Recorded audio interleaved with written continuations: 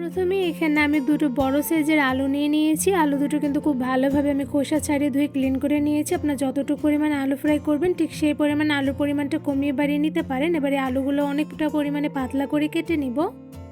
আলুগুলো একদম পাতলা করে কেটে নিয়েছি। এখানে দেখতেই পাচ্ছেন অনেকগুলো পিস হয়েছে। আর এই আলুগুলো কিন্তু ভীষণ পরিমাণে পাতলা করে কেটেছি। কতটুকু পরিমাণে পাতলা করে কেটেছি আশা করি আপনারা দেখেই বুঝতে পারছেন। আপনারা কিন্তু কোনো ছুরি বা বটি দিয়ে খুব সহজেই কিন্তু এতটা পরিমাণে পাতলা করে কেটে নিতে পারবেন। এবারে আলুর পিসগুলোর মধ্যে দিয়ে দিচ্ছি স্বাদ মতন লবণ। এখানে আমি হাফ চা চামচ পরিমাণ দিয়ে দিয়েছি। আর সাথে দিয়ে দিয়েছি ময়দা। এখানে আমি 3 চা চামচ পরিমাণ ময়দা দিয়ে দিচ্ছি। সাথে দিয়ে দিচ্ছি কর্নফ্লাওয়ার। এখানে আমি 2 চা চামচ পরিমাণ কর্নফ্লাওয়ার দিয়ে দিচ্ছি। এবার এর মধ্যে দিয়ে দিচ্ছি হাফ চা চামচ পরিমাণ গোলমরিচের গুঁড়া। সাথে দিয়ে দিচ্ছি লাল মরিচের গুঁড়া 1 চা চামচ পরিমাণ। ঝালের পরিমাণটা আপনারা কমিয়ে বাড়িয়ে দিতে পারেন। আর গোলমরিচের গুঁড়া দেওয়ার কারণে পটেটো ফ্রাইসের স্বাদটা কিন্তু বেশ মজাদার হবে। এবার আলুর সঙ্গে সবগুলো শুকনো উপকরণ খুব ভালোভাবে মেখে মিশিয়ে নিচ্ছি। আলুগুলো ধুয়ে নেওয়ার পর কিন্তু একদম খুব ভালোভাবে পানিগুলো ছাড়িয়ে নিতে হবে, যাতে কোনো প্রকার আলুর সঙ্গে পানি পানি না থাকে। আর এই পর্যায়ে কিন্তু আমি সব ধরনের মশলা দিয়ে আলুগুলো খুব ভালোভাবে মেখে মিশিয়ে নিয়েছি। তো এই পর্যায়ে দেখতে পাচ্ছেন মেখে মিশিয়ে নেওয়া হয়ে গিয়েছে। এবার এই আলুগুলো একটা সাইডে 5 মিনিটের মতন রেস্টে রেখে দেন সবগুলো আলু আমি গরম তেলের মধ্যে ভেজে নিব। একটি প্যানের মধ্যে দিয়ে দিচ্ছি রান্নার সয়াবিন তেল পরিমাণ অনুযায়ী। এবার তেলগুলো হালকা গরম করে এর মধ্যে একটা একটা করে সবগুলো মশলা দিয়ে মেখে রাখা আলুগুলো দিয়ে দিচ্ছি। গরম তেলের মধ্যে আলুগুলো দিয়ে দেওয়ার সময় চুলার আঁচটা কিন্তু একদম লোতে রেখে আলুগুলো দিয়ে দিতে হবে। তো এই পর্যায়ে গরম তেলের মধ্যে একটা একটা করে আলুগুলো দিয়ে দেওয়া হয়ে গিয়েছে। এবার চুলার আঁচ মিডিয়াম টু লোতে রেখে আলুগুলো আমি ফ্রাই করে নিব।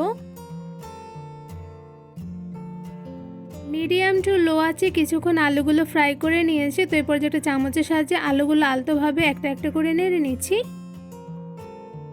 সবগুলো আলু একটা একটা করে উল্টে নেওয়া হয়ে গিয়েছে। এবার এই আলুগুলো আমি কিছুক্ষণ সময় নিয়ে ফ্রাই করে নিব। এই আলু ফ্রাইগুলো করার সময় চুলার আঁচটা মিডিয়াম টু লোতে রেখে একটু বেশি সময় নিয়ে ফ্রাই করে নিলে সেক্ষেত্রে আলুগুলো কিন্তু ভীষণ পরিমাণে মুচমুচে হবে। নয়তো বা হাই হিটে ফ্রাই করে নিলে সেক্ষেত্রে উপর থেকে তাড়াতাড়ি কালার চলে আসবে, বাট বেশি একটা কিন্তু মুচমুচে হবে না। একটু বেশি সময় নিয়ে আলুগুলো আমি ফ্রাই করে নিচ্ছি। তো এই পর্যায়ে আলুগুলো আবারও নেড়ে নিচ্ছি। কিছুক্ষণ পর পর আলুগুলো নেড়ে নিলে সেক্ষেত্রে কিন্তু প্রত্যেকটা আলু খুব সুন্দরভাবে ফ্রাই হবে। চুলার আঁচ মিডিয়াম টু লোতে রেখে একটু বেশি সময় নিয়ে আলুগুলো আমি উল্টে পাল্টে ভেজে নিয়েছি। তো এই পর্যায়ে দেখতে পাচ্ছেন আলুর দুই সাইডে কিন্তু খুব সুন্দর গোল্ডেন ব্রাউন কালার চলে এসেছে। আর এই পর্যায়ে কিন্তু আলুগুলো খুব ভালোভাবে ফ্রাই করে নেওয়া হয়ে গিয়েছে। এবার এই সবগুলো আলু ফ্রাই একটা ছাঁকনির সাহায্যে ছেঁকে তুলে নিচ্ছি। সবগুলো আলু গোল্ডেন ব্রাউন কালার করে ভেজে নেওয়ার পর দেখে কিন্তু বোঝা যাচ্ছে কতটা পরিমাণে মুচমুচে হয়েছে। এবার এই সবগুলো আলু ফ্রাই আমি একটি ঝুড়িতে তুলে নিচ্ছি। একদম সহজভাবে কোনো রকম ঝামেলা ছাড়াই শুধুমাত্র অল্প কিছু উপকরণ দিয়ে ঘরে বসে তৈরি করে ফেলেছে দারুণ মজাদার মুচমুচে পটেটো ফ্রাই। এই পটেটো ফ্রাইগুলো যে কতটা পরিমাণে মুচমুচে হয়েছে আশা করি আপনারা সাউন্ড শুনে বুঝতে পারছেন। এতটা পরিমাণে মুচমুচে করে পটেটো ফ্রাইগুলো কিন্তু একদম সহজভাবে আমি ঘরে বসে তৈরি করে ফেলেছি। এই পটেটো ফ্রাইগুলো যেমন মুচমুচে হয়েছে সাথে কিন্তু খেতে অসম্ভব মজাদার হয়ে থাকে। কোনো রকম ঝামেলা নেই, ঝটপট কিন্তু বানিয়ে নেওয়া যায়। একটা পটেটো ফ্রাই আপনাদের একটু ভেঙে দেখাচ্ছি। তো এই পর্যায়ে দেখতে পাচ্ছেন মাশাআল্লাহ কতটা পরিমাণে মুচমুচে হয়েছে যে ধরার সাথে সাথে ভেঙে গিয়েছে।